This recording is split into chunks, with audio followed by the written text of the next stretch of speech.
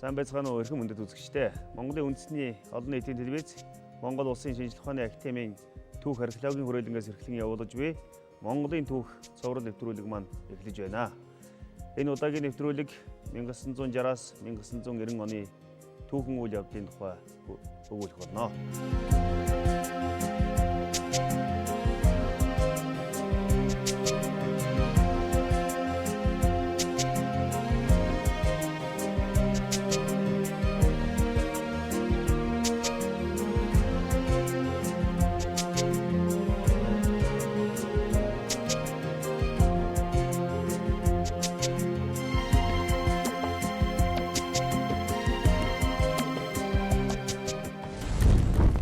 Өнөөдрийн нэвтрүүлэгт шинжлэх ухааны академийн түүх археологийн хүрээлэнгийн бүс нутаг орчин үеийн салбарын тэргүүл хэрдэмжилгээний ажилтан Монгол Улсын шинжлэх ухааны гавьяа зүтгэлтэн академич доктор профессор Болдбаатар. Шинжлэх ухааны академийн түүх археологийн хүрээлэнгийн бүс нутаг орчин үеийн судалгааны салбарын тэргүүл хэрдэмжилгээний ажилтан доктор профессор Консолтолов. Монгол Улсын их сургуулийн түүхийн тэнгисийн багш доктор Алтан Дөгс. Та бүхэнд энэ өдрийн хамгаалангаа айлтгая. 20 дугаар зууны Монголын түүхийн маш сонирхолтой Монголын хөгжлийн бас оргил үе байсан гэж хэлж болох нэг түүхэн үеийн тухай бид өнөөдөр бас ярилцах байна. Ингээ 1960-аад оноос Монголын нийгэм социализмын их бүтээн байгуулалт их хөгжлийн оргил үе рүүгээ орж эхэлсэн гэж ойлгож болно. Юуны өмнө 1960-аад оноос улс төрийн нөхцөл байдал, тухайн үеийн системийн нөхцөл байдал ямар болсон тухай Болдбаатар багшаас эхлээд асууя. 1961 онд хурлдсан Монгол Ардын Хоёрсгалт намын 14 дэх эрх хурал Монгол орон хөгжлийн шинэ шат социализм байгуул дуусах шатанд орлоо гэсэн шийдвэр гаргаад энэ үндсэн дээр социализм байгуул дуусах намын 4-р программыг боловсруулах заалт гэсэн. Энэ үеэс энэ үеийн агуулга зорилтыг тодорхойлох ажил эхэлсэн гэж үзэж байна. Ардын хөлсгөлийн алдарт 40 жилийн өмнө Монгол Ардын хөлсгөл намын 14 дугаар хурал хурадлаа.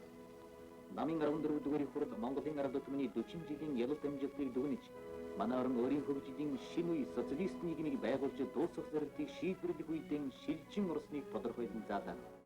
Тусгардаас 3 дугаар 5 жилийн төлөвлөгөө баталлаа. Энэ бол аж ахуйн бүх салбарт социалист үйлдвэрлэлийн харилцаа ялсан үндсэн дээр улс орныг эрчимтэй үйлдвэржүүлэх, хөдөө аж ахуйг механикжуулан өндөр ашиг орлоготой болгох замаар социализмын материал техникийн баазыг байгуулах замд том алхам болох ёстой байлаа. Энэ үед бас улс төрийн хувьд бол бас ээдрээ бодлоонтой хэдэн үйл явдал болсон. Яг нь ер нь 1959 оноос бол доктор Эрдэнэчингийн сүүлийн үеийн зохиолдлуудах харш үзэл санааны тухай гэдэг юм уу, эсвэл төмний газар каноны баримтат каноны тухай зэрэг тогтоолдон гэж 60 он амсж яхад гараад энээс хойш бол нэг том үйл явдал 1962 онд бол Чингис хааны 800 жилийн хойг тэмдэглэх асуудал өрнсөн. Энийг бол манай түүхийн хүрээлэн голлож санаачлаг гаргаж намын төв хорооны нарийн бичгийн дарга академич төмөр очирт бол уламжлаад энэ үндсэн дээр бол улс төрийн товчоогоор хэлцээд ер нь энийг тэмдэглэх нь зүйтэй юм гэсэн тогтоол гарсан. Энэ үед бол Сэдэн Балдаарагчийн тогтоол гарах үзэл санааг дэмжиж байсан. Чингисийн эрдэмтний хурлыг бол төрийн ордонд хийх. За дэлгүүн болдогтод Чингисийн дурсгалын хошоог босгох, баримтат кано хийх, Чингисийн марк гаргах зэрэг асуудлуудад орсон. За гэвч бодлого энэ хойшоо бол академич Вера багш зөвлөлт холбоот улсад академич далаа багш тэр үед академич болоогүй л дээ, хожимын академич далайн өх шаттард улсад энэ байдлыг одоо судлахаар явсан. Тэгээ буцаж ирсний дараа энэ үед бол нэлээд улс төрийн идэвх үндэсний үзэл одоо сэргэж энэ үед одоо хөрөг дөржмөн Чингис хаан шүлэг анх одоо Байкал сэтгүүл төвлөгдөд тэгээд манай одоо радио энтрээр нэвтрүүлэх асуудал нэлээд яриад ингээл эхэлсэн. Эмүүжин номын хөвчнөөс төрөөгүй юм. Эмүүжин сумын зэвнээс гараагүй юм. Эмүүжин уулын хээсээ төрсөн юм. Эмүүжин өрлөг түүхээс гарсан юм. Яг энэ үед бол зөвлөлт холбоо тулсад бол академич Майскийн статьян нийтлэгдсэн. Түүхийн сэтгүүл. Тэр юунаас хойш бол зөвлөлт холбоо тулсын коммунистийн улс төрийн төвчнөөс ч гэсэн ямар нэгэн хэмжээнд бол манайд анхааруулга ирсэн байна. Ингээд байдал бишдэж эхэлсэн. Тэгээд төрийн ордонд хурлаа хийхэ болсон. Чингисийн хөшөө хийх асуудал бол их л одоо цааргалсан. Хүнд байдлын дунд одоо тэр хэрэгэл төшөө болсон. Баримт кино хийхэ болиулсан. Мөн зохиолын одоо Чингисийн тухай нэгэн сэдв зохиол гарах энтрийг бүр одоо болоод тэр хэвлсэн маркийг одоо шууд хаасан ийм л үйл явдал хураасан үйл явдал болсон л доо. Ингээ яг хурлыг бол хийсэн. Нутгаар тарсан олон монгол тууралт нэгтгэж Монголын эзэн тулсыг байгуулсан Темүжин Чингисийн төрсний 800 жилийн ойролцоон шинжлэх ухааны академийн эрдэм шинжилгээний баг хурал болж профессор нацагдорж илтгэл тавилаа. Чингис нэгдсэн Монгол улсыг байгуулснараа түүхэн давшилтад ажил хийж тэр үеэс Монгол гэдэг нэгэн нэр баларшгүй уламжилж манай үеийг хүрсэн юм а. Гэвч Чингис цусан зам татуулсан их байлдан дагуулал хийсэн нь юугаарч цагаатгахгүй баримт болохыг хойч үе бид үнэн зөв шүүн судлах ёстой гэж илтгэгч тэмдэглэлээ. Дамжин сурангуй Бэрлээ багш хоёр бол ерөөсөө чи өдөр орохоор дэмий яриад хэрэгт орно. Салхин дараа игээд ийшээ явж яснаа гинтгэнгүй ерөөсөө Чингис хаан ойн хуралд ороход эн чинь ингээ явж явах чи өдрийн хувьд онцгүй юм. Заавал үг хэлэх албаа хайгуурн сууж игээд. Тэгсэн ерөөсөө хүмүүс шавдсан тэр улсын намын сангийн одоо тэр шатаар хүмүүс шавдсан. Тэгсэн амдын сурангуй Бэрлээ багш хоёрыг болохоор зам тавьж явсараа тэр хойно нараас ус нэг харахад тэр хоёр дунд нь ороо суудсан. Нэг гарсан чинь өөр ихний юунд гараад суудсан. Тэгээ одоо үг хэлж эхэлсэн байна шүү дээ. Тэр сүүл тэр хэлсэн үгийн сэдэн балгаа үдсэн болов гэмээр үгийн юм дээр намын архивт л байдгийн. Жишээ нь одоо хэмбэл дамжин сурангуй хэлсэн байдаг л да. Чингис хааны яам зохиолд бол бид Чингис хааныг бол ярвгар мо хатнан дагуулад жижигхэн бөгтөр мо мариунаад явжсэн. Тэгэхээр тэрийг үзчихэд Чингисийн хатны царайлгийг хэн мэддгийг ингээд цогцсон, улаан харандаар цогцсон тэр байдаг л да. Тэр тухайн нөхцөл байдлаас л одоо болж ирсэн. Энэ их л одоо дуйлантай байж одоо энэ ойг бол тэмдэглэж өнгөрүүлээд дараа нь энэ одоо ойг тэмдэглэсэн хэрэг нэг гол хэрэг нь бол одоо 62 онд бол намын Төвхрооны улс төрийн төвчөөний гишүүн Төвхрооны нарийн бичгийн дарга академик Төмөр Очрыг бол бүх ажил албан тушаалаас нь буулгасан. Гол нь бол энэ их улс орны хөгжлийг өгөөсгсөн. Монгол зөвлөлтийн найрамдал тарш үзсэн гаргасан. Үндэсний үзлийг дэвэргэж Чингис хааны энэ юг гол үндэс болгоод ингээд энээс хойш бол одоо үндэсний үзлийн яваар энэ чиглэлээр яасан хүнийг хангуучилж эхэлсэн. Насагдэрж өгшил үндсэн илтгэл тавьсан учраас яг хоёр нь үндсэн илтгэлээ бүр улс төрийн төвчөөний гишүүнийг өөрөөр үзэж бүр хүчээр би урд нь хэрэгт орж яасан өнгөстэй гад тэгтээ яг нэг сануулга аваад тэгээ өнгөрсөн. Тэгээгүй бол насагдэрж өгших хүнд байдалд байсалтай. Гэх мэт юм бол тэгэхээр тэр хөшөө бассан юу байна. Хөшөөтэй хөөрхий одоо маш олон жил тэрсэлсэн шүү дээ. 2 удаа Зэдэн балдар буулга захирамж өгсөн. Тэгээд тэрийн нүнд Монгол хүн чинь Чингисийн хүнд бол нэг л одоо тэгж хоёр хандаад сүүлийн очсон одоо Камс бол тэгсэн байдаг шүү дээ. Энэ хөшөө буулгуул одоо дадал сумын төвийн одоо дэлбэлж буулгах болно. Дадал сумын төвийн байшингууд тэр гурван нуурын амралтын байшингууд нуурахын байна гэж хүртэр бичиж өгчээсэн. Тэгэхээр 1960-аад оноос эхлээд улс төрийн нөхцөл байдал улс орны одоо улсын хөгжлийн чиг баримтлал бол зөвөр одоо социалист чиг баримтлал. Тэрнтэй холбоотой хэлэхэд тэр 1964 онд бол логос нэмбосурмаж нарын намын эсэргүүлэг гэж их туйлаан тэр гарсан. Эд бол улс орны хөгжлийн социализмын арай өөр нүүр царайтай загварын тухай бодож ирсэн улсууд. Тэр социализмаас бол энэ тэр хүрээнээс гарна гэж юу бодоогүй. Гэхдээ бас нэлээд өөр загвар бодож байсан. Тэгээд одоо эднийг бол намын эсэргүүлэг улс орны хөгжлийг үгүйсгэсэн одоо намын жанжин шугамыг одоо эсэргүүцсэн ийм одоо хүнд бүлэгл улс төрийн бүлэглэл байсан гэдгээр одоо өөр хөдөө зармын малчнаар тоо бүртгэгчээр ажилчнаар одоо явуулж одоо энэ залуучууд бол шин сэхэтнүүд байсан тийм ээ. Бас тодорхой албан тушаалтай нийлээд ийм хүмүүс байсан. За улс төрийн хувьд бол маш том одоо зөрчилдөөн гарч ингээд үндсэндээ Зэдэн балын тэргүүлсэн бүлэг бол одоо үндсэндээ бол нэг хүний ганцаар захирдаг дэглэм 1960-аад оны үед тогтонгууд 1966 онд туралдсан намын 15 дугаар их хурал бол намын шинэ программыг батсан 4-р програм.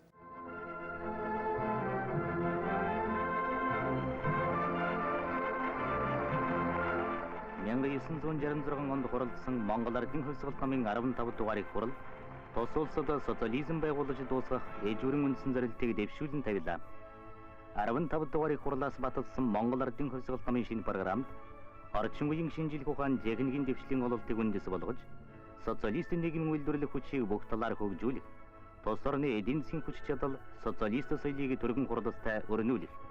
Нийгмийн энэ программын үндсэн зорилт нь бол эдийн засгийн хувьд социализмын материал техникийн бааз байгуулах, нийгмийн харилцааг боловсруулах, шинэ хүнийг хүмүүжүүлэх асуудал гэсэн энэ гурван асуудал тавьсан. Тэрэн дотороо бол одоо хамгийн гол нь одоо социализмын материал техникийн баазыг байгуулах асуудал бол маш одоо том хэмжээнд тавигдсан. Энд бол үйлдвэрийн хувьд бол ерөөсө 60-аад оноос эхэлсэн л дээ. Ер нь судлаачид бол 60-аад оноос Монголын аж үйлдвэрийн 2 дахь том үе эхэлсэн гэдэг. Энэ үеэс нь 60-аад онд бол намын 14-р их хурлын шийдвэрээр бол Дархан хотын одоо байгуулахад энд одоо улс орны одоо үйлдвэрийн 2 дахь том цогцлборыг бий болгох ажлыг одоо зохион байгуулж. Улс оронд одоо социализмыг бүтээн байгуулж дуусгах, шинэ үйлдвэрүүдийг одоо эрчимтэй хөгжүүлэх ийм зорилттой төлөвлөгөө одоо боловсруулж улс орныг хамарсан томоохон үйл явдал өрсөө. Хөдөө аж ахуй, газар тариалан улс орныг одоо авч явах гол үндсэн энэ чиглэлүүдээр ямар өөрчлөлтүүд, ямар одоо их бүтээн байгуулалтууд эхэлж явагдаж эхлэв. Тэгэхээр 20 дугаар зууны 1960-аас 90-ад он бол Монгол орны ер нь Монголын төрч ёсны түүхэнд бол бүтээн байгуулалтын хамгийн чухал он жилүүд болно. Одоо 2500 жилийн түүхийн хамгийн гол нь бүтээн байгуулалтын жилүүд дотор зөвхөн одоо хөдөө аж ахуй, аж үйлдвэр ярихын зэрэгцээгээр 20 дугаар зууны гол нэг онцлог бол монголчууд шинэ ухааны боловсрол соёл мэдлэгтэй болсон байдаг. Бүгд найрамд Монгол Ард улсын улс ардын аж ахуй соёлыг хөгжүүлэх 4-р 5 жил хүүхдийн олон арван яйсэл цэцэрлэг, сургууль, эмнэлэг, номын сан, клуб, улаан булан, ордон ашиглалтанд орлоо. Эх орн улс түмний маань итгэл найдвар өсөх ирээдүйн улсын манай хүүхэд багчууд нам засгийнхан хайр халамжийн ачаар сурах хүмүүжих, оюун ухаанаа тэлэх, авьяас бэлгэн сэрэх бүхий бололцоогоор хангагдсан юм. За тухайлбал 1960-аас 60-аас 90 оны хооронд 20 жилийн хугацаанд Монголын ерөнхий боловс сурлын системд бол үндсэн 2-3 өөрчлөлт гарсан байдаг. Энэ нь 1963 онд орсон бүгд найрамд Монгол ард улсын ерөнхий боловс сурлын хууль гард нэгдүгээр тарж байгаа. Хоёрт нь 1971 онд бүгд найрамд Монгол ард улсын сайд нарын зүйл Монгол ардын өсөлт намын төв хорооны тогтоол гардаг юм. Ерөнхий боловс сурлын сургуулийн системийг чанарыг сайжруулъя гэсэн. 1982 онд болохоор зэрэг боловсролын одоо 2 дахь хууль гарч байгаа. 13 зөвлөх юм 2 дахь хууль гарч байгаа. Тэгэхээр энэ боловсролын хуулиуд гарнаа гэдэг маань 20 дугаар зууны монголчуудын боловсролын систем өөрийн тогтолцооны хувьд орж ирж байгаа байхгүй юу. 63 онд Монголын боловсролын тогтолцоонд яаж байгаа хэрэг зэрэг бага сургууль 3, дунд сургууль 5, ахлах сургууль 3, 11 жилийн тогтолцоотой үйлдвэрлэл хөдөлмөр сургалтын сургалтууд орж ирж байгаа. За энэ сургалтын гол онцлог нь яад юм бэ гэхээр зэрэг ерөнхий боловсролыг олохын зэрэгцээ хүмүүст бол одоо тийм үйлдвэрийн сургалтын иргэний мэргэжлийн үнэлэх олгож байгаа. Дээрээс нь ахлагын сурагчдыг ажилуулад цалин өгч байгаа. Өөрөөр хэлбэл тэр хүүхдүүд сурах тийм үнд сонирхлыг нэгдүгээр төрүүлж байгаа. Хоёрдугаар ерөнхий боловсролын сургуулийн мэргэжлийн үнэлэх олохын зэрэгцээ мэргэжлийн ажилчдыг хамт үлдэж байгаа байхгүй тэр системд яв. Тэр системд би хамар гэжэлээ шүү дээ. Ямар би барилга дээр барилга өргөлөгчний 3 дугаар зэрэг авчихлаа шүү дээ. Цалин авсан.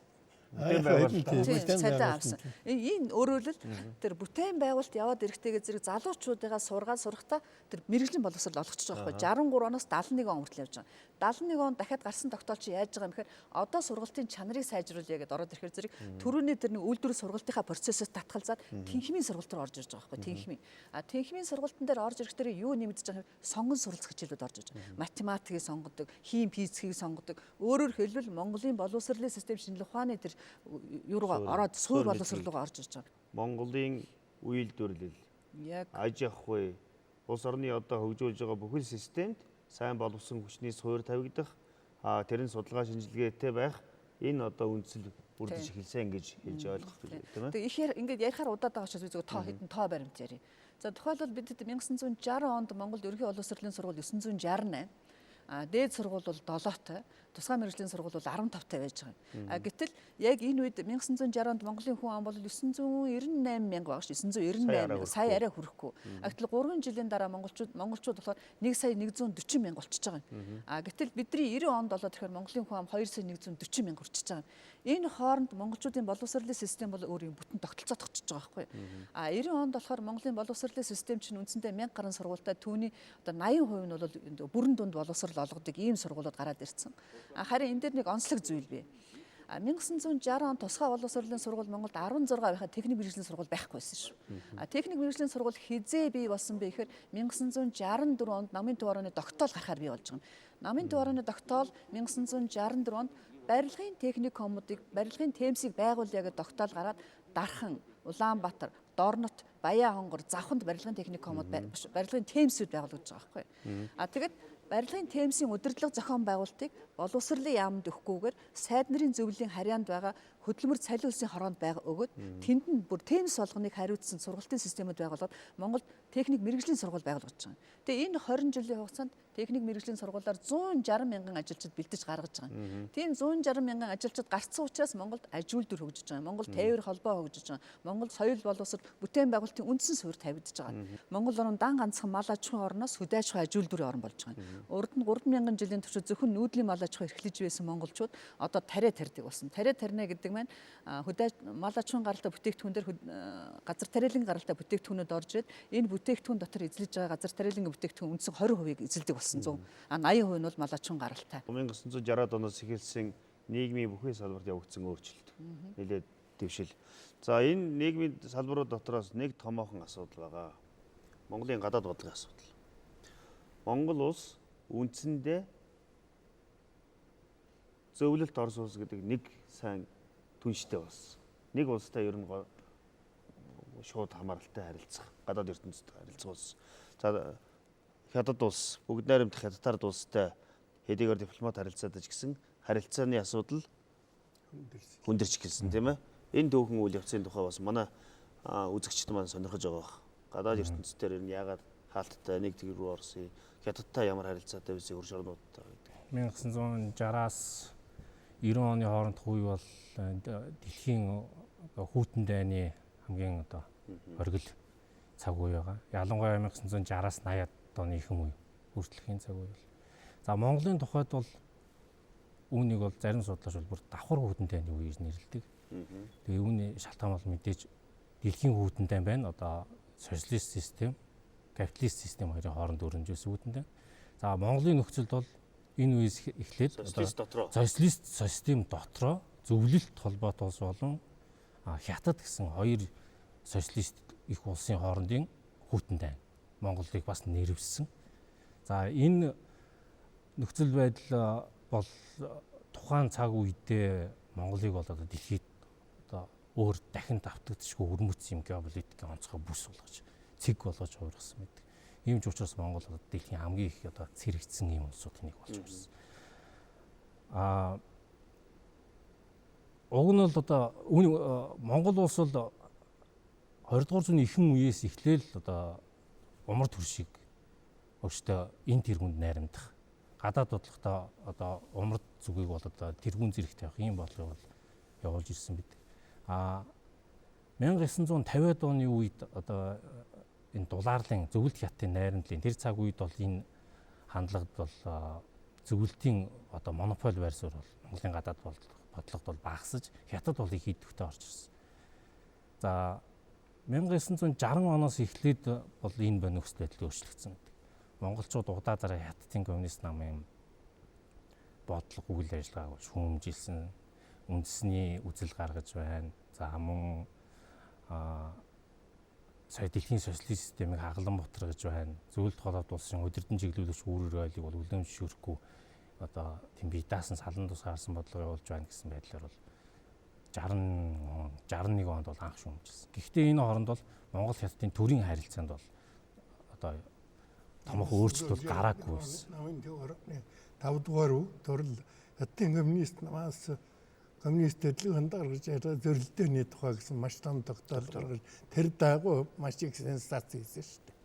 Тэгээд Монгол хятад хоёрын харилцаа бол энэ 63 оны хүртэл бол төрийн харилцаа нь бол хэвийн үргэлжилж байсан. Харин Монгол Ардын хувьсгалт намаас дэлхийн одоо саяны Болдоотор багшийн хэлсэн энэ тогтоолыг гаргаад 6 сар бол нийтлээгүй ингэж одоо зөвхөн нууц хаалттай хүрээнд намын гишүүдтэй танилцуулаад за тэр хооронд бол чухам Орос одоо зөвлөлт хятад хоёрын харилцаа ямар цаашдаа яг яаж эргэх нь гэдгийг бол ажиглажсэн. Тэр үед бол зөвлөлт хятад хоёр бол хоорондоо хилцээр хийжсэн. Яах вэ? За ингээд хилцээр бүтлгүй болсон. За түүний дараа бол Монгол Ардын хувьсгалт намаас бол уг тогтоолоо бол нийтэлж за ингээд бол Монгол хятадын харилцаанд бол томхон эргэлт гарсан байна. Нөгөө нэг ах дүү Мао Цзэдун одоо нэг тухай одоо магтан дуусан дуудуулж ирсэн Монгол хятадын найрамдал одоо эвдэршгүй гам бат гэж одоо сурталгуулга явуулж ирсэн тэр үйл ажиллагаанд бол бүгд зогсож за харин оронд нь бол зөвлөлтийн хятадыг шүүмжилсэн материалууд бол эрчимтэй нийтлэгдэж эхэлсэн. Монголын улс төрчид мөн одоо зөвлөлийн дуулыг дэмжиж бол хятадыг бол эрчимтэй шүүмжлэх болсон. Ер нь хятад тэр үед сурж ирсэн оюутнуудаа бас татаад эхэлсэн тийм ээ. Ер нь бол нэлээд эрчим. Сургуулиудын төрчин дээр дорн зөвхтнөр мандлаа хятад Мао Цзэдун гарлаа гэл бид сургууль дээр бол тэр дууг л заалгаж ил тэгэл бүгдээрээ дуулж яасан шүү. Их эрчимтэй байж. Их эрчимтэй байсан. Ингээд өөрөөр хэлбэл манайх бол хөрш хоёр их гүрнийхээ умар зүгтэй бол илүү харилцаж эхэлсэн тийм ээ. Ингээд олон хятадуудыг бас гаргаж эхэлсэн Монголоос. Энэ хэдэн онд? Тий хятадуудыг гаргах процесс бол нэлээд олон хэдэн үйл явдал байгаад байгаа. За ер нь энэ сонин хэвлэлүүдийг хараад хахад эдгээр хооронд нэг холдог. Энэ хятад ажилчдыг энэ одоо хөөж явуулсан хятад ажилчид бол зодоо хийсэн гэж бол нэлээд ярьдаг. За энэ бол 63-аас 64 онд бол нэлээд эрчимтэй бол гаргасан хятад. Гэхдээ энэ бол ямар нэгэн өмнө самуун зодоон зохион хэрүүл мараан бол огт байхгүй. Харин ч бүр эсэргээрээ яамны дид сайдын хэмжээнд бол үдэлтийн зоог барьж за тэгээд тэр хятад ажилчдад одон медаль гардуулж баяр талархлаа дэвшүүлж за тэгээд вокзал дээрээс бол үдэлтийн цуглаан гэтэр хийж ингэж гаргаж өгч байна. Энэ хүмүүс бол ямар хүмүүс вэ гэхээр нөгөө засгийн газар хоорондын гэрээгээр ирсэн ажилчид. Цагаачууд одоо цагаачд биш. Тийм 10,000. За тэгэхээр энэ хятад ажилчдыг гаргах процесс бол одоо маш их найрамдлын одоо сурталчилгын үйл явцтай бол явагдчихсан. Харин хожим тэр 66 7 оны үе. За дараад нь 82 3 оны үед бол гаргасан байна. Эдгээр нь бол хятад цагаач иргэд байна. За энэ цагаач иргэдийг гаргах тухайд ялангуяа тэр 66 67 оны үед бол Монголд бол тэр зодон зохион одоо энэ сони хөвлөөр гараад идэв тийм ээ. Тэр эмх замбарууг байдлууд бол үүсэж за тэгээд Монголын хууль ёсны байгууллага бол хүчээр албатан гаргаж ирсэн. За ингээ хятадтай мэдээж харилцаа зогссон учраас зөвлөлт системийн улсуудтай бол одоо зөвлөлт толгойд улстай манайх шууд дангаар харилцах болсон. Ер нь гадаад ертөнцийн бол одоо хамгийн ойр түнш хамгийн одоо дотн ийм харилцаатай гадаад ертөнц. Босоо эдийн засгт шууд нөлөө үзүүлсэн. Одоо төмөр зам гэхэд бол ерөөсөө ачаа хэргэлт бол байхгүй болсон. Тэгэл одоо ерөөсөө тэр хятадаас авч ирсэн өргөн хэрэглээний бараа таварч ерөөсөө шууд унаад энэ үед ч бас нэг жижигхэн ямар л боллоо шүү дээ. Ерөнхийдөө одоо гэхдээ энэ 66 онд хэлсэн та намын програм батлаад тэр нь социализмын материал техникийн бааз байгуулалт дуусгана гэдэг үеж тэр 71 онд манайхчид эдийн засгийн харилцан туслах зөвлөл ингэж үнд нийлсэн байсан учраас 71 онд бол эдийн засгийн харилцан туслах зөвлөлийн 25 дугаар чуулган гэж болсон. Энэ чуулганаар бол социалист орнуудын хөгжлийн цогцлбор програм гэдгийг баталсан.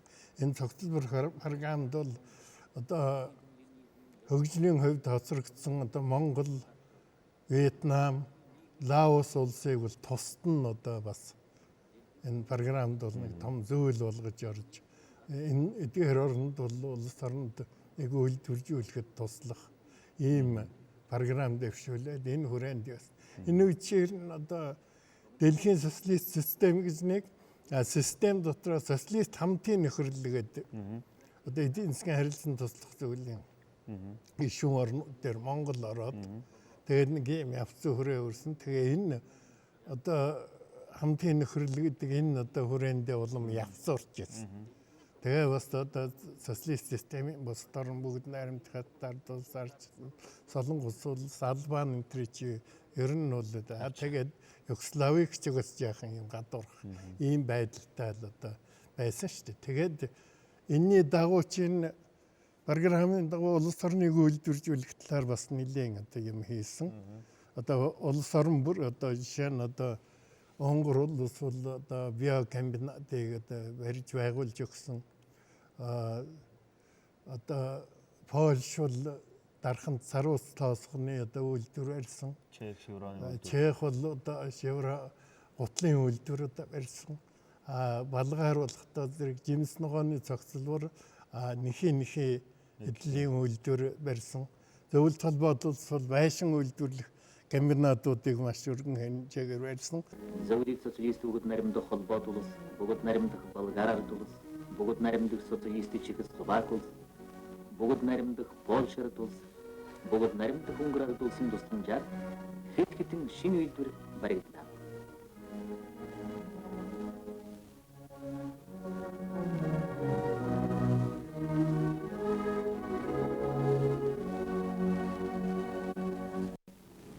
Улс орны одоо гол зүйл одоо цахилгаан эрчим хүчийг төрүүлбэлэн хөгжүүлэхдээ энэ зорилт тавигдаад 1976 онд бол эрчим хүчний нэгдсэн систем гэдгийг байгуулад энийг сүүлд зөвлөлт бодулсан эрчим хүчний системд бол олвсон.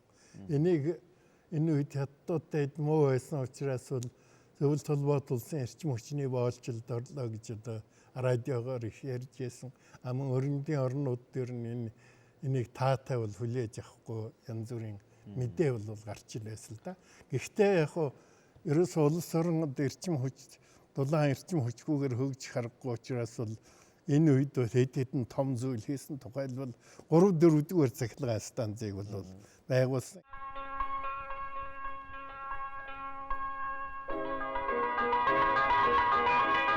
Орчин үеийн ажилтнуудын том хотын гол судасны нэг нь цахилгаан дулааны эрчим хүч юм. Үндэсний залуу мэргэжилтнүүдээр бүрэн хангагдсан дархан хотын цахилгаан станц Цахилгаан шугам сүлжээний газрынхан хотынхон гал боломтыг мөн касастай байлгах хүндэтэй үүргийг нэр төртэй биелүүлж байна.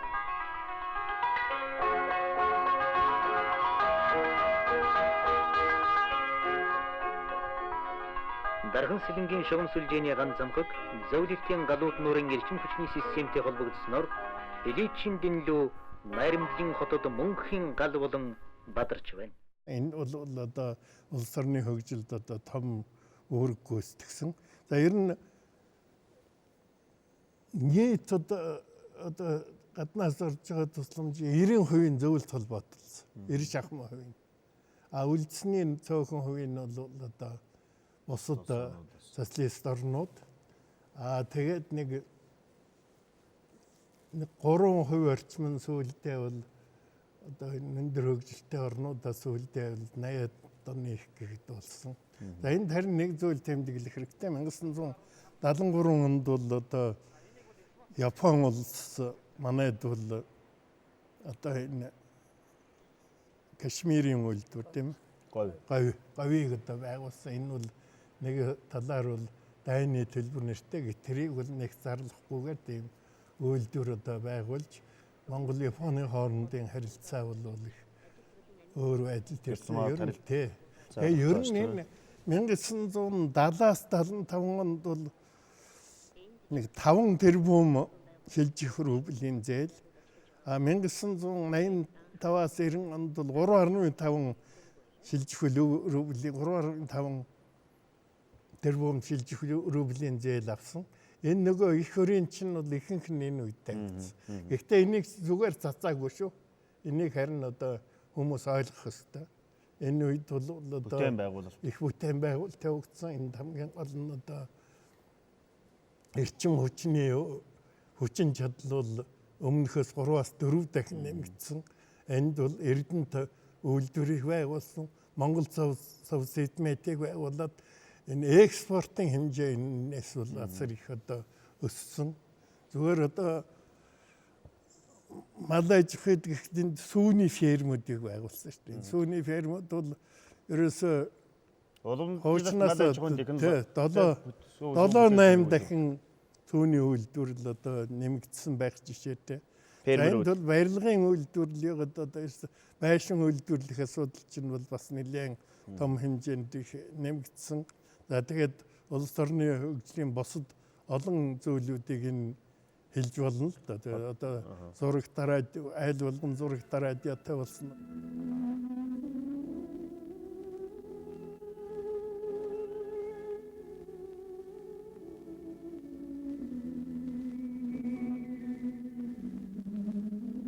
Дугаар зууны мэдээллийн хэрэгслийн нэг гайхамшиг манайд энэхүү нэвтрч бид үндэсний нэвтрүүлгээс гадна Улаанбаатарт шинээр байгуулагдсан арбит системээр Москвагийн телевизийн нэвтрүүлгийг үздэг боллоо. Тэгэхээр энэ хөрөнгийг бас зүгээр үрээгүй юм шүү гэдгийг хэлэх хэрэгтэй. Одоо манай залуучууд бол бас энийг сайн мэдхгүй. Ягаад гэвэл маш их одоо зөвлөлт толгойд улсын иргэшээлд орсон юм байна. Тэгээд маш их зээл авсан юм байна. Тэгээд өөр тавьж баларсан юм байна. Тэгээд одоо дарааны үеийнхэн төлжээ гэж гэтэл энэ үе чинь ер нь үнэнхээр одоо том дэвшил гарсан. Монголын түүхэнд гэнч даанч одоо энэ тусалж байгаа зөвлөлт холбоот улс социалист орнууд бол өөрснөө хоцрогдсон байсан. Тэгээд манайд бол хоцрогдсон үйлдвэрийн хувьд шүү дээ. Үйлдвэр аваад барихтаа өөрсдөө хоцрогдсныгаа манайд авчирч яриад байсан. Тэгээ энэ маань бол Монголын хоцрогдлын шалтгаан болсон. Гэхдээ энэ бол манай үе ихний бол үнэнхээр бүтээн байгуулалтын шинэ бүтээй гэсэн эх орончдын бахархал их том хөдөлмөр байсан гэдгийг бол залуучууд ойлгох хэрэгтэй. Яг нь тухайн үеийн нөхцөл байдал одоо ийм байдал. Ямар ч байсан зээл бол хэн нэгэн хувь хүний хармаанд ороогүй. Хармаанд ороогүй. Одоо хүмүүсийн хувьд. Одоо саяны хөрөнгөч нь бол Монгол Улс шинжлэх ухааны актив байгуулж байгаа. Шинжлэх ухааны актив гэдэг бол ер нь Монголын шинжлэх ухааны актив байгууллагад шинжлэх ухааны хөгжил дэвшил ямар байдалтай байсан та нэг ярьж. Энэ 20 жилд бол Монгол Улс шинжлэх ухааны активтай болсон. Шинжлэх ухааны актив тэр судалгааны сэдвүүд бол мал аж ахуйн чиглэлийн, хөдөө аж ахуйн чиглэлийн, өөрөөр хэлбэл байгалийн ухааны төрлүүдэд манайхан бүр давмгаалж ирж байгаа. Биологи, ботаник. Тэгээ энэ хим, технологи, физик. Тийм учраас 1981 онд Монголын шинжлэх ухаан бол одоо сансарт хүний нисэх хэмжээний хүртэл тийм өндөр одоо мэдлэг боловсрол соёлтой боллоо шүү дээ. За 1990 он гэхэд Монголын Монголын шинжилгээ ухааны байгууллага 40 байгууллагатай 2600 ажилчинтай тэрний 1000 доктор түүний 100 шинжилгээ ухааны доктор болсон. Тэгэхэд 20 дугаар зууны эхэнд 1900 онд Монголд юун доктор байтахаа юу ч хөл байж ирсэн шүү дээ. Гэтэл энэ 60 жилийн хугацаанд энэ 20 жилийн хугацаанд Монгол орн бол үнэхээр дээшилсэн байхгүй. Тэглэний хувьд бол цоо шин зөөр. Цоо шин бүр мэдлэг боловсрол зөөр бүх юм ингээд дээшилчихсэн. Тэгээд нүүдийн нийгэмтэй. Нийгэмчсэн байхгүй.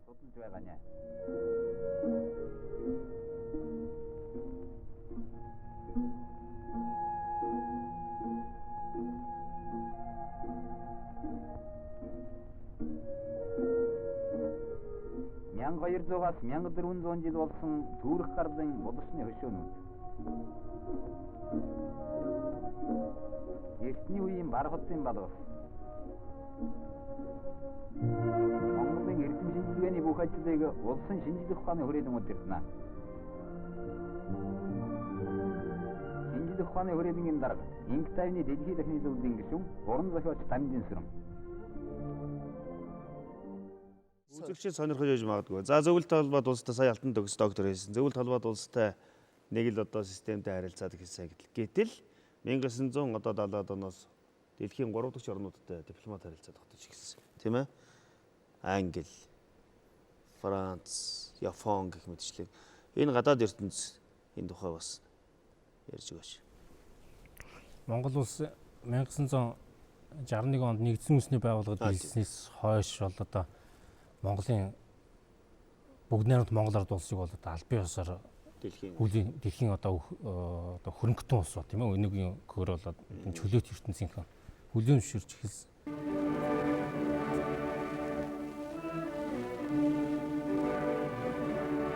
Бүгд найрамдах Монгол ард улс нэгдсэн үндэсний байгууллагад хууль ёсны байр суурин эзэлжээ. Энэ нь 40 жил тус ард түмэн хөгжсөн Монгол улс улс түмний тайван эрх чөлөө нийгмийн дэвшилийн үедээс жинтэй хувь нэмэр оруулсны баталгаа болсон юм.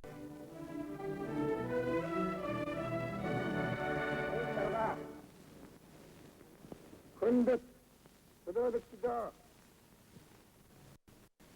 бүгд найрамдах Монгол ард улсын засгийн газар түүний ард түмний өмнөөс нэгдсэн үндэсний байгууллагын гишүүн болгохыг дэмжсэн улс орны төлөөлөгчд ялангуяа манай улсын хууль ёсны эрхийг өргөж улсаа дэмжсэн зөвлөл холбоос ба бусад улсуудын төлөөлөгч алархлаан дэвшүүлэхэд өнөнхөө баярлаж байна.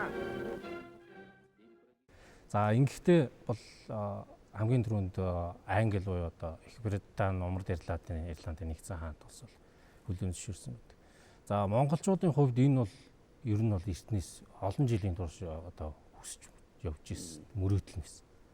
Бүр одоо Богд хааны үеэс ахуулаад Орос Хятад хоёр гэдэг энэ хоёр авраг гүрнийг одоо давж бусад улстай харилцаа тогтоох, дипломат харилцаа тогтоох, за худалдаа эдийн засаг, соёлын харилцаа тогтоох. За энэ бол одоо энэ 1960-аад он, 70-аад оны үеэс бол бодиттой болж ирсэн. Гэвч энэ бас нэг асуудал байсан. Тэр нь бол эдэнтэй бол яаж игэл одоо аль нэг ямар нэгэн улсаар дамжуулж харилцсан.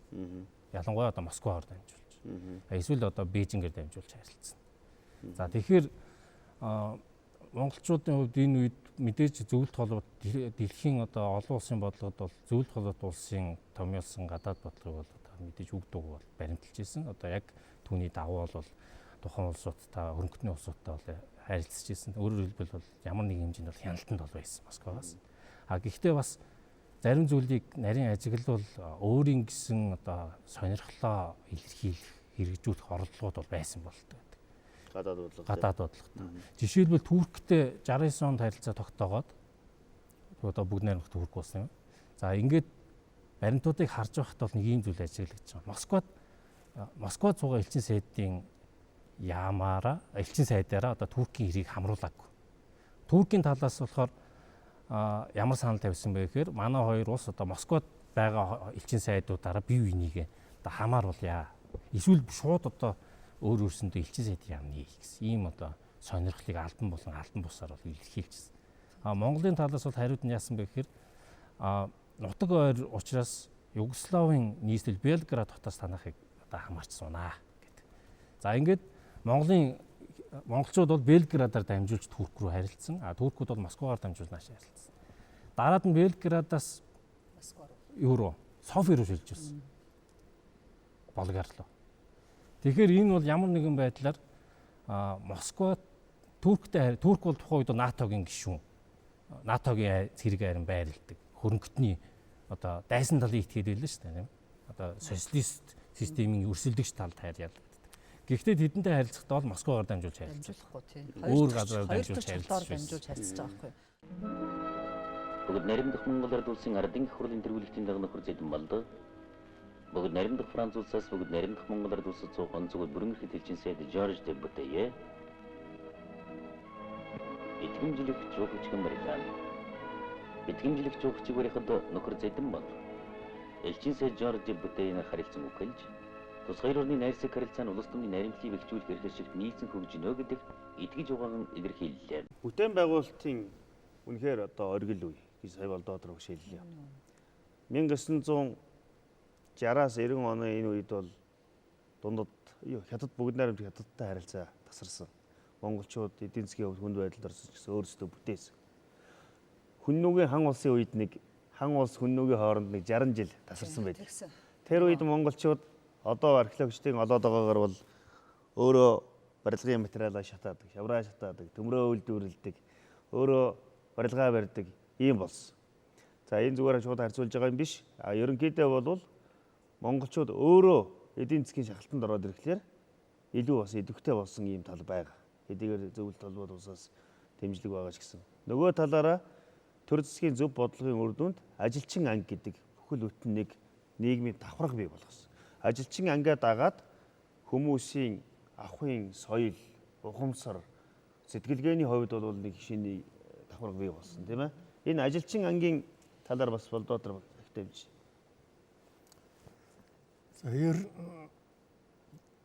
Тэр үед ч ажилчингийн тэргүүлэх хөрөл гэж ярьдаг байлаа шүү дээ.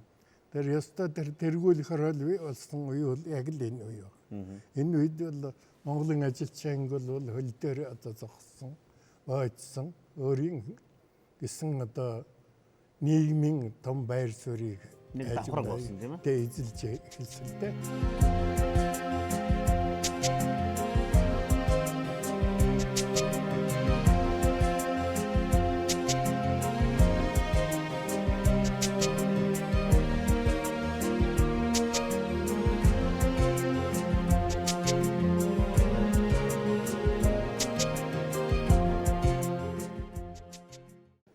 Тэгэхээр энэ ажилчин ангийг түрүүн одоо консултант доктор хэллээ тэр темсээр бэлдсэн. Тэр ч одоо тэр мэрэгжтэй ажилтай. Тэр олон шинэ үйлдвэрүүд байгуулж штэ. Тэр үйлдвэрийн чинь бүх чиглэлээр зөвлөлт холбоот улс социалист зарим орнуудад тэгээд өөрийнхөө оронд бол темсээр үндэсний ажилчин одоо бэлдсэн. Тэгээ энэ ажилчин үйлдвэрлэлд ороод юм бүтээх хийх одоо жишээ нь ялангуяа түрүүн барилга хэллээ. Барилгын талаар юу чгүй байсан баг шүү. Хятад ажилчид явсны дараа тэгэл өөрснөө барьж эхэлсэн.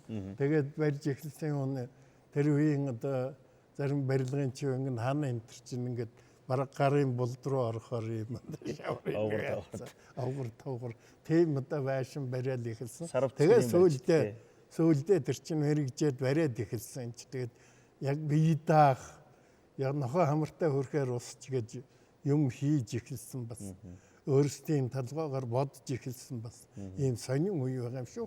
Яг хөө энэ үед бол зөвлөлт холбоот улс болон социалист орнууд Монголд бол Монголын нөхцөлд таарахгүй том үйлдвэрийг тэр чигээр навьж хийчихсэн. Жишээ жил 600 мянган одоо гутал үйлдвэрлэх Чехийн тэр нэг л үйлдвэртэй тэр чинь хөөгтөөд ч гэсэн нэг формын юутай бид чинь нэг 90 батинг гэдэг нэг батингтай байл.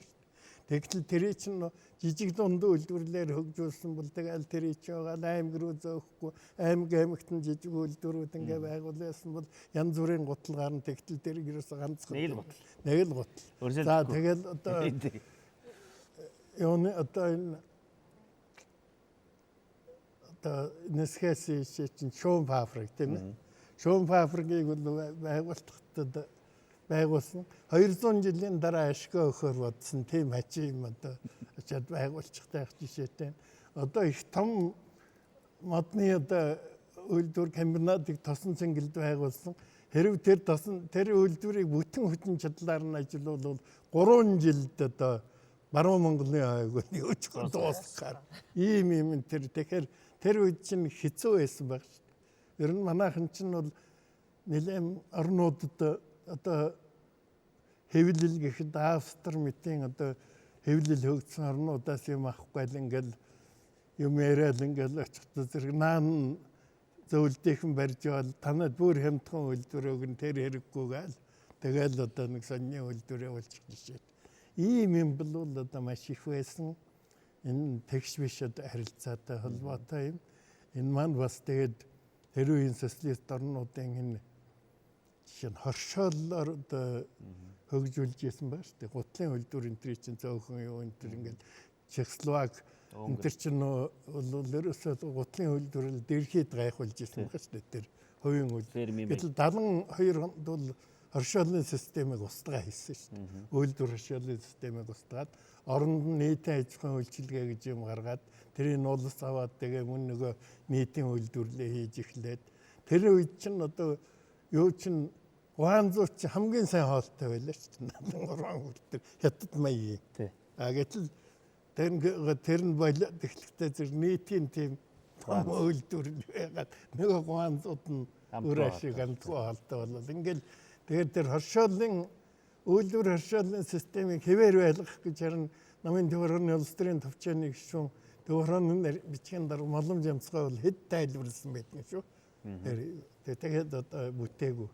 Тэгээд чи бас манай удирдлагт бол бас ямиг шин зөв харах гэсэн тийм оролдлогууд бол байсан гэдгийг хэлэх хэрэгтэй. Хөдөө аж ахуйн салбар дээр ямар өөрчлөлтүүд гарч ирэл? За, улчдын нийгмийн асуудал, олон асуудал байна тийм ээ. Монголын мал аж ахуйн төвөг бол дор хаяж нь 3000 жилээр бол одоо ярьж болно тийм ээ. Яг 1960-аас 90 оны хоорондох төвөг бол тэр дотор одоо цорын ганц социалист өмчийн харилцаа бүхий мал аж ахуйн үйлдвэрлэлийн үе.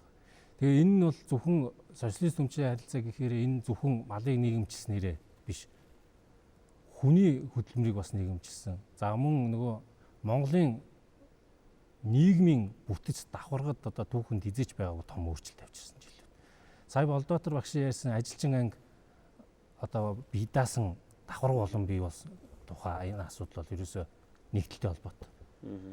1960-61 онууд бол нэгдлүүд харьцангуй хөл суурьаа олж эхэлсэн. За малчт нь бол маллаад үлдсэн.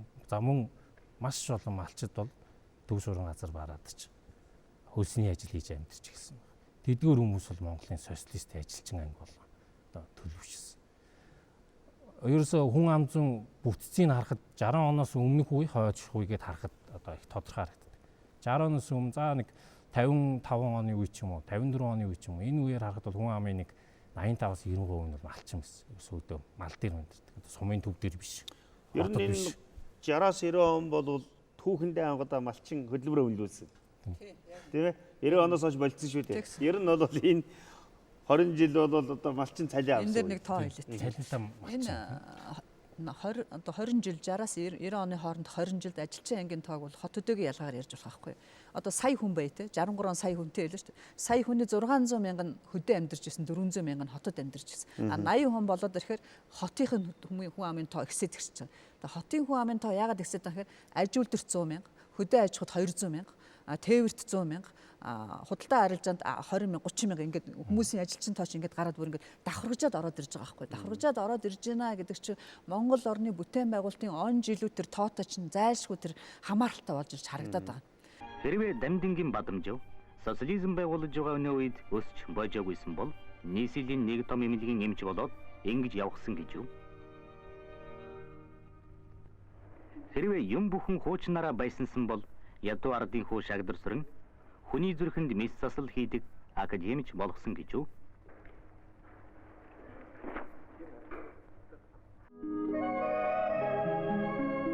Зүүн хараадах ургамал газар тариалангийн туршлага станц энд шин сортын ургамал гаргаж авахар туршиж байна.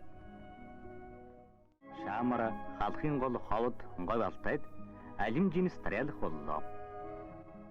Энэ бол үнэхээр 1960-аас 90-ад оны үе бол маш их бүтээн байгуулалт монголчуудын хувьд одоо тэр мал аж ахуйн материалыг базыг бэхжүүлэх, ер нь хөдөө аж ахуйн материалыг базыг бэхжүүлэх талаар маш их юм хийсэн шүү дээ.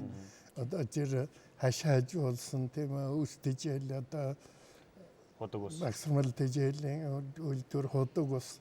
Гэтэл Монголын мал 1961 онд бол нэг 22 сая байснаа хамгийн их тоолуулсан нэг 26 сая болсон. Ерөөсөө тэр хөдлөхгүй тэгэл нэг 23 сая дээр эргэлдээд байсан. Тэгэхээр энэний учир юутай холбоотой вэ зэрэг нэгдүгээрт бол ер нь тэр малчтын идэвх санаачлагыг одоо бууруулсан л да. Үндсэндээ бүх юмыг бэлэнчлэх сэтгэлгээр оруулсан. Нөгөө талаар жилд 5-6 сая мал одоо экспорт. Юунд оруулаад тэрнээс 1 саяын дотоодын идэх юмд оруулаад цаад 4-5 саяын экспортод гаргаж ирсэн. Махаар одоо амьдаар тий. Тэгэхээр энд чинь бол цүргийн нөхөн үйлдвэрлэл үүсэх боломжийг хаачиж ирсэн. Тийм учраас энэ 4-1-ийг гаргаж ирсэн тий. Ингээд ийм учраас энэ мал нээх одоо өсөхгүй харагдахгүй тэгэл одоо гэхдээ одоо бас бидэнд ч мах илвэг олдохгүй байсан шүү дээ. Тийм л тарчиг хэцүүхэн үе байсан. Тэгэхээр энэтэй холбогдоод ер нь 1980 оны дунд үеэс бол харин малчтын тэр гой болон хангаан бүсд байх малын тоог одоо нэмэгдүүлсэн. Нөгөө талаар энэ юун шилжих үед бол нэг амны малын тоог одоо нэмэгдүүлсэн. Тэгээ энд чинь одоо малчтын малыг одоо жишээ нь одоо 95 хураг авна гэчихэд 110 хураг авсан бол тэр илүү гарсан хургийг одоо шилжүүлээд энэ чинь одоо юу гэж хэлж байгаа вэ? Юу чинь 85 оноос түрээсээр яг үнэ бас өгөөж өгчээсэн, тий ором өгчээсэн. Тэрний югаар чинь малчтууд ер нь шин нөгөө арга туршлага их орж ирж байгаа. Яг нэг малаа өсөхийн тулд тухайлбал бүгд найрамд Монгол ард улсын хөдөлмөрийн баатар Бэгз гэж хүний нөгөө бог малын төлийг хорогдлого авахын тулд нөгөө сайхалт эхлээрийн арга гэж нэг арга гарч ирж байгаа. Дээрээс нь шар банд гэж одоо адуучин хүний гүүг гашаан дотор төллүүлэх тэг нэг унгын өөхөхгүй байх тухай болоод гарч ирж байгаа. Дээрээс нөгөө бас цогтоотор цогтгэрэл баатарын малыг бэлчээрийн аргаар таргалуулах, отор тэжээлийн аргаар таргалуулах гэдэг өөрөөр хэлбэл энэ чинь бүтээн байгуулалтын он жилүүдэд чинь уялдаад шин санаачлаг хин ямар одоо олд амжилт олж болдог бүгдийн туршлагууд ингээд нэвтрээд ороод ирж байгаа. Түрүүн бас сайн нэглүүд ч бий. Тийм, сайн нэглүүд дээр юм чинь бүр ингээд сурчлага. Тэр хөдөө аж ахуйд ажиллаж байгаа ажлагчдын тоо чинь цөөрөхтэй бас их онцлогтой.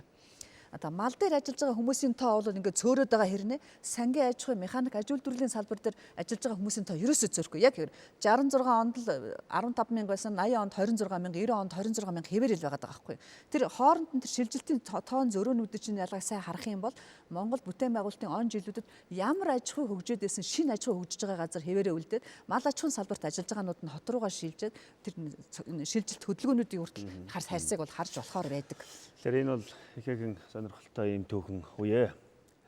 Эрхэм мөндөд үзэгчтэй Монголын үндэсний олон нийтийн телевиз Монгол Улсын шинжилгээ ухааны академийн түүх археологийн үрээлэнгээс эрхлэн явуулдаг Монголын түүх зураг нэвтрүүлгийн энэ удаагийн дугаараар 1960-аас 1980-ад оны Монголын нийгмийн их бүтээн байгуулалтын түүхэн үеийн тухай бид товч ярилцлаа.